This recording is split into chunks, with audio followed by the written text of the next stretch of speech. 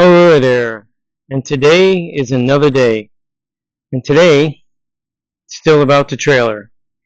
And the reason why you see the wood the way you see it, I'm going to explain it. And I believe you might find it somewhat interesting, or maybe you'll find it funny. I'm not really sure, but I'm going to put you on the stand here so I can go through the motions and the measurements and so forth and tell you what I've done. And I believe some of the measurements actually might assist you if you're doing something similar to the same thing as far as building a trailer. And like I mentioned before, it's hopefully helping people along the way and getting things done and giving them measurements and so forth. So if it works for them, then there's not a whole lot of guesswork. They just have to verify. So hopefully you'll be able to see me, and I won't have to go back and adjust the frame. And all along I've been mentioning that the tail end of this trailer was going to be an additional 4 feet, in which it is, and that I was going to cut a 10-degree angle and put that pitch of 10 degrees on there. So I actually decided, here's my speed square, that I was going to use wood to help me figure out if 10 degrees was going to work, and this is the speed square.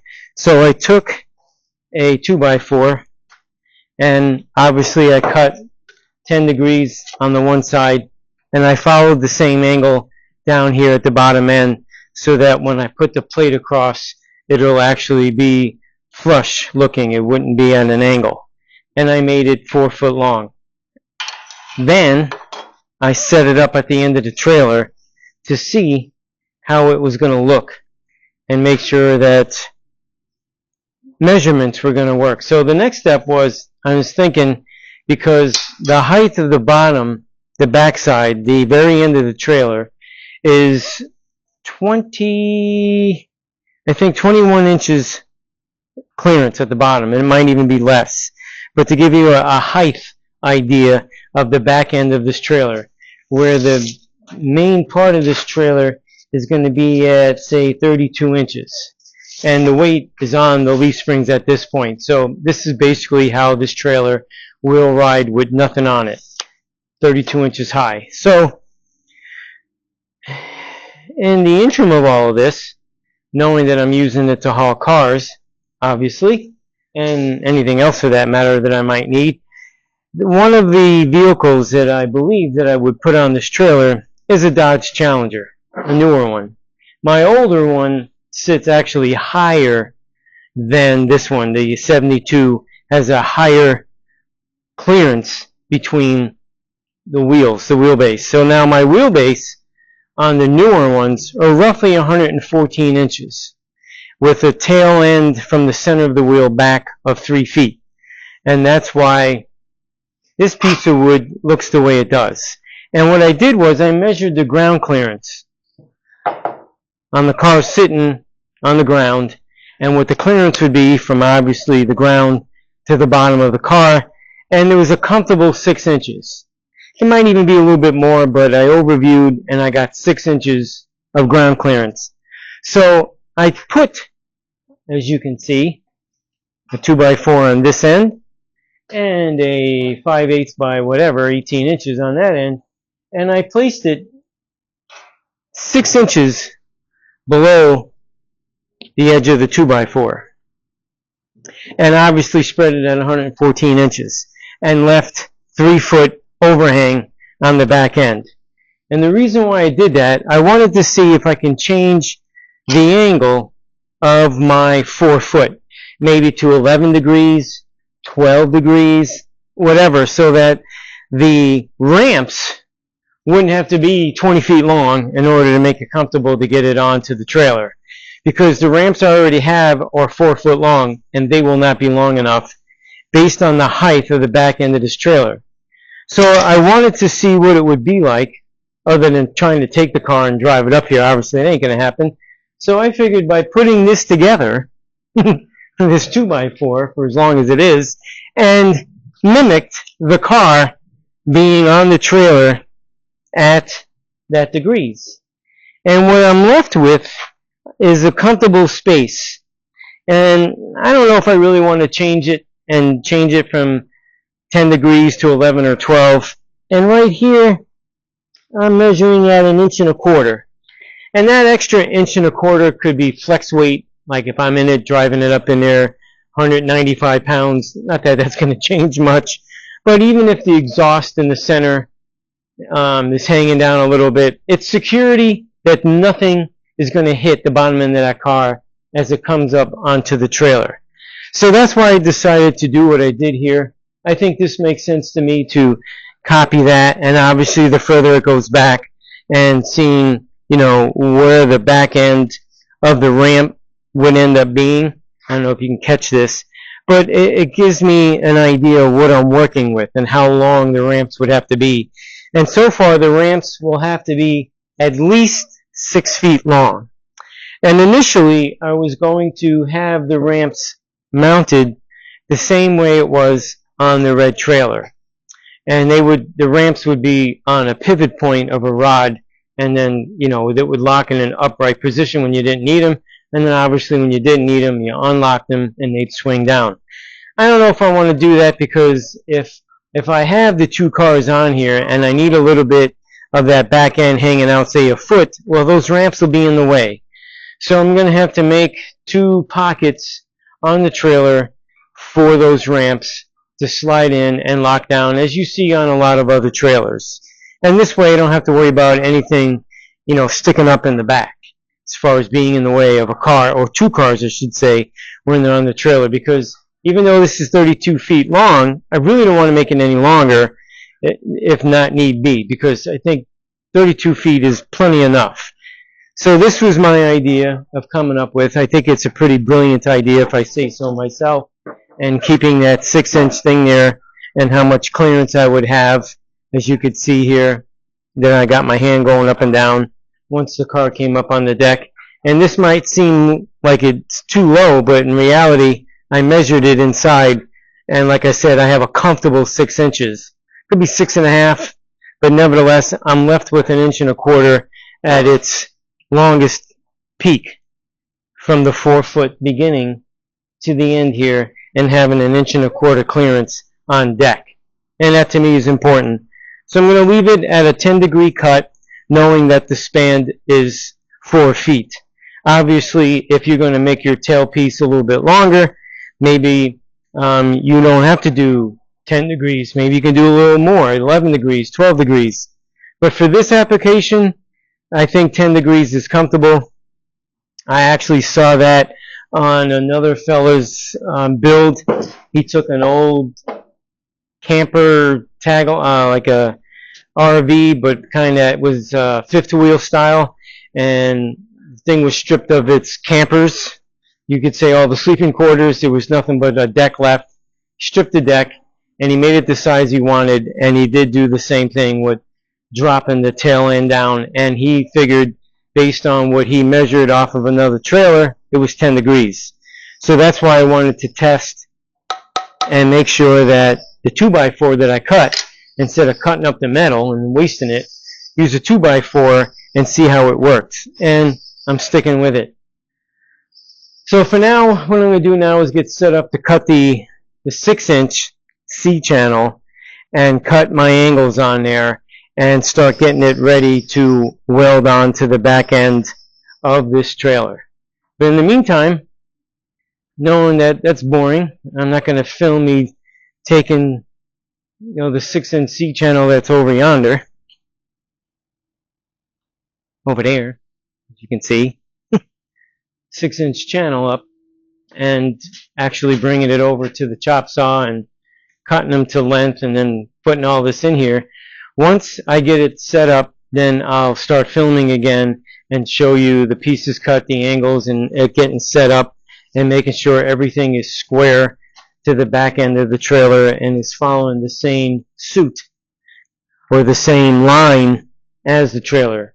And pretty much that, knowing that it's only 4 foot, I'll take my magnetic 6-foot level and stick it there, put a little clamp on there, and make sure that the tail pieces are flush and running true to the trailer. And then take a couple of cross measurements and make sure they are accurate and keeping my lengths of my legs exactly at one of each other, being exactly the same. So until then, I'm going to pause this and I'll pick up on it once I get pieces cut and put in place and show you how far I got. Okay, I'm back and I'm going to show you as far as I got because it's starting to get dark, and I know once it gets dark I'll have a hard time filming it. But I got two of the runs, the legs, the extensions, whatever you want to call them. I got them cut to size. I got 45-degree angles cut on both of them, ready to receive the piece that runs from one side to the other, obviously. And I believe that was somewhere like 97.5, I'm not really sure. And I'm about to show you one of the ways that I start to prepare and make sure that this leg, this run, goes as perfect as it's going to get with the rest of the frame. As you can see, I have a level on it, and that is a magnetic level, and it's hanging on all by itself. There's nothing there holding it. Even take this out of the way, and that's, as you can see, it's got a nice tight fit all the way down. And I did the same thing to this one here. I only have one of those levels, so I would have put it here to show you that it's running in the same plane as the rest of the trailer. And what I did to help hold, two things I did, but initially I put a piece of angle iron in there from the other trailer, the red one, and put clamps on there to hold it in place to when I got it there. And then I just got done putting a little bit of a tack weld on the top so that it holds its position on both of them, and only one spot on each of them. So this way, if I have to twist it, tweak it, turn it, or whatever, because I still have to put the cross piece in, so I want to make sure that works out well. And as you can see, I have the other end on jack stands, and this particular jack stand is missing the little locking lever that belongs in there.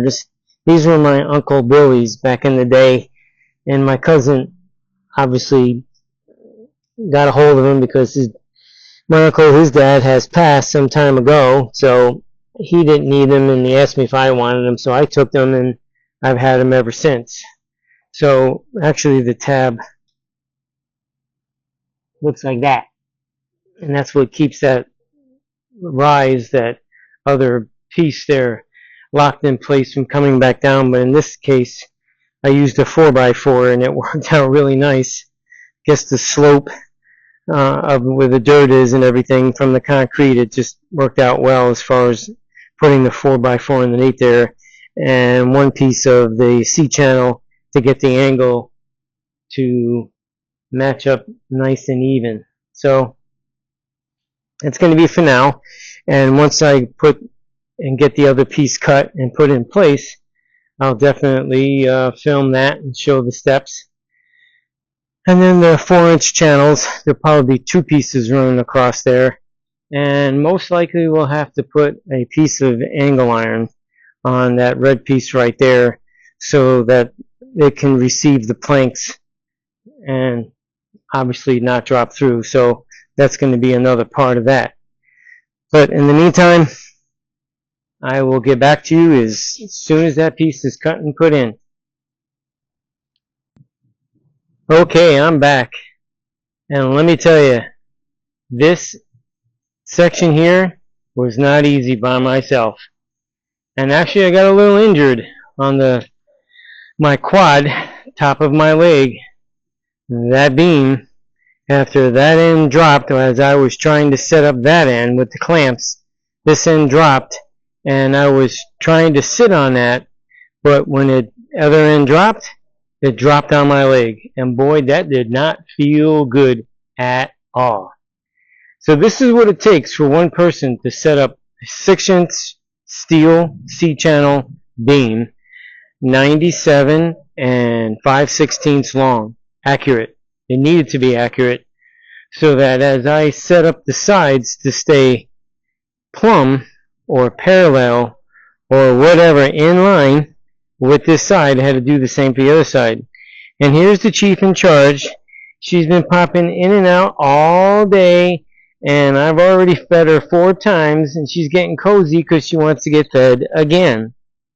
But I reminded her she needed to wait. But as I passed her and reminded her, she tried to give me the good old kitty paw pat. And I've known you've seen that on videos. And this cat definitely does the same thing. And it cracks me up. But this side here is in perfect line. I already had the level on it. As you can see, I got the red strap going around to that part of the frame, wrapped around here, pulled tight so that this would go that way.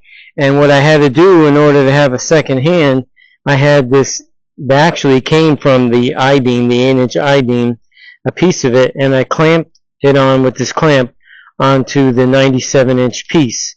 So it acted as a shelf to help me and hold that side, and that was the reason why it fell, because that's all I had on there. So not only did I need that, but I also needed this strap. As you can see, it hooks here and goes down the angle, cuts across, and ends up getting locked in right there so that I could, pull and squeeze and get the angles to come together. In this meantime, making sure everything was staying true through the trailer on both sides. So it was back and forth, and finally getting everything squeezed in, and at some points along the process, just tack welding a spot there, tack welding a spot down at the lower part there, and just doing all sorts of things to make it work. And I'm actually using the light that came with this camera. So what I'm going to do is I'm going to set it up and take some of the things off that I used so you can get a better glimpse. And I welded some of the stuff in already to hold it there, to tack it in, so that as I remove the straps, obviously it won't collapse on me. So I'm going to take that stuff off so you get to see, and I am so glad that's tacked in, and Puss in Boots is rubbing against the tripod.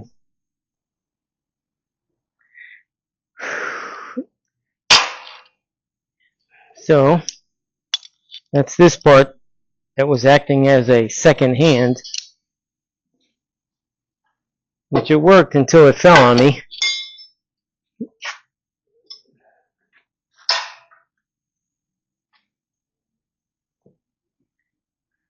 These jaw-like clamps really came in handy because I was able on the opposite side clamp it like this, and it leaves the gap open so that you can actually get some weld in there if you're ready for it. And it does even it up pretty close.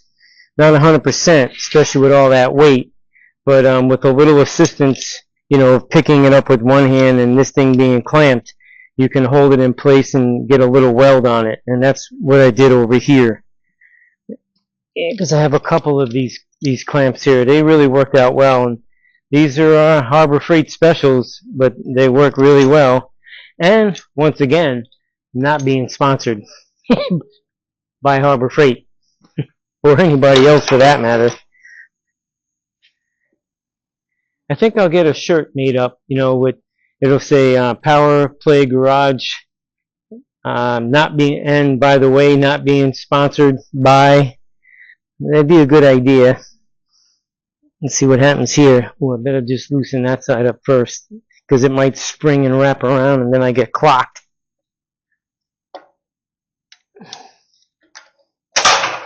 There you go, see?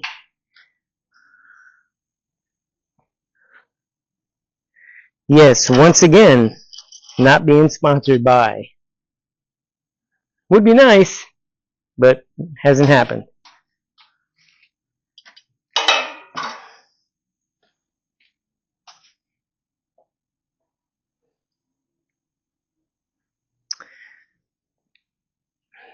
Definitely has not happened. Pretty sure I can take the corners out too, those inside corner ones with the angle iron. I might even leave them there and weld them in. That'll definitely help. I do have bigger ones. I'd have to check them out and see if they're too big, and they are much thicker. They were donated to me by my buddy Daniel.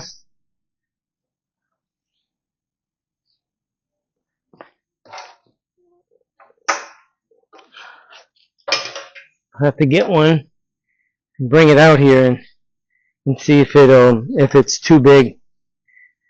Maybe I can even use them down this end and here. We'll see. I will roll these up later. Move the hammer out of the way. And this way I'm going to take the level now while all the stuff is off. And double check, triple check, quadruple check. See that? Knowing if it wasn't even on both pieces, that level would fall down. And it's stuck like glue. So that's nice and plumb or run consistent with the main frame of the 28 feet.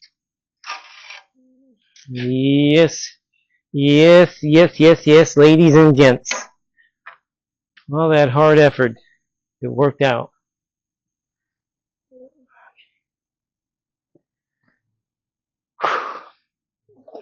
Get this out of the way. I'm going to go get that big bracket and show you. Well, these are the angle iron. They have slotted holes in them.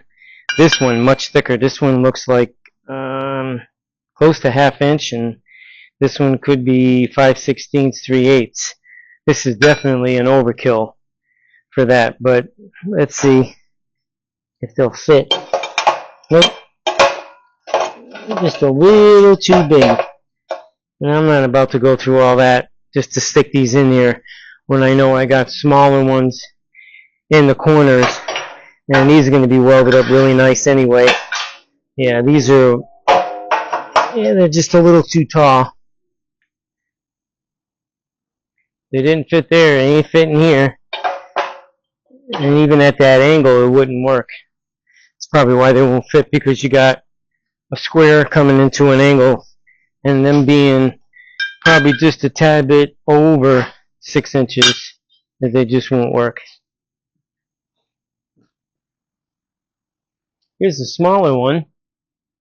Small piece of angle iron. Looks like maybe 2 inches by 2 inch, 5/16 thick. This will work nice. Yeah, this will go in the corner really nice. Like I said, I already have them in those corners. So that's probably what I'll do. Weld this one in the corner and make it stronger. But I am going to need a piece of angle iron for that. But for this part tonight, that's pretty much it. I'm going to weld this up before I call it a night. And tomorrow, I'll reach back out, film some more of putting in the 4-inch C-channel and getting them in place and weld it up and go from there. So, see you tomorrow.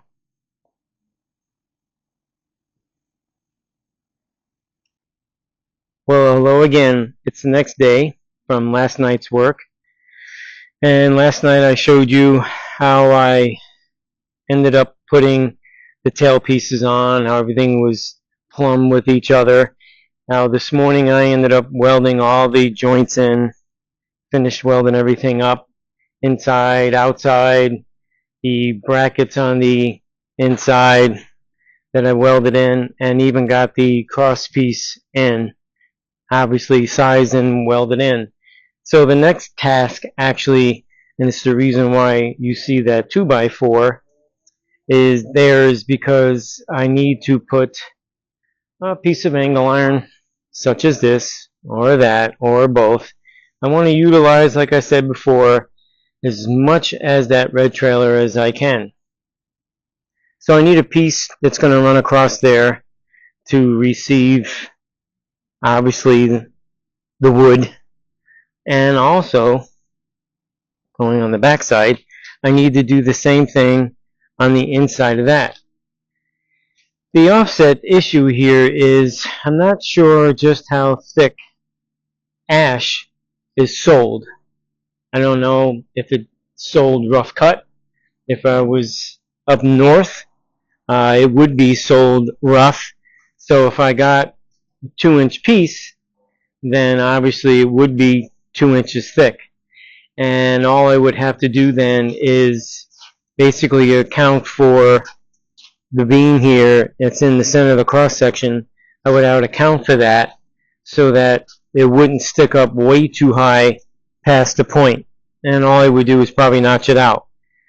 So until I actually have that piece, all I'm going to be able to do is clean all that up, cut the length that I need, because those two pieces are going to end up in there because it's less than 6 inches.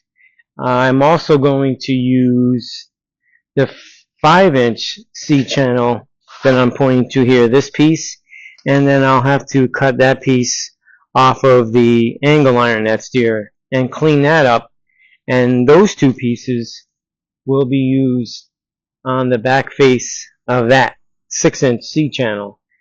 See, I wouldn't be able to use the 5-inch on the inside on this end because it'd be too high. It wouldn't work. So using the angle iron, I can set it at what I need.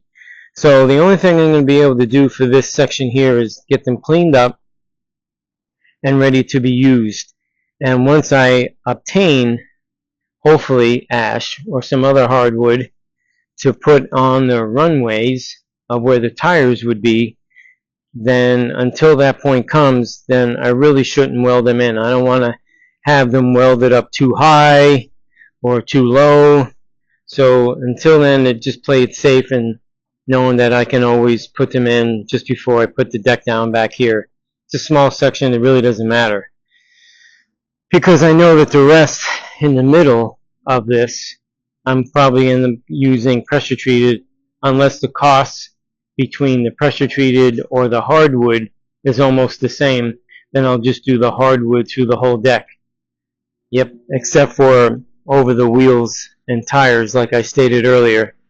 And I will be having material come so that I can build up basically the section where the wheels are to the same height as the outer 6-inch C-channel so that I could put the diamond plate on top, and it sits on top of this so that I have the clearance I'm looking for over those tires.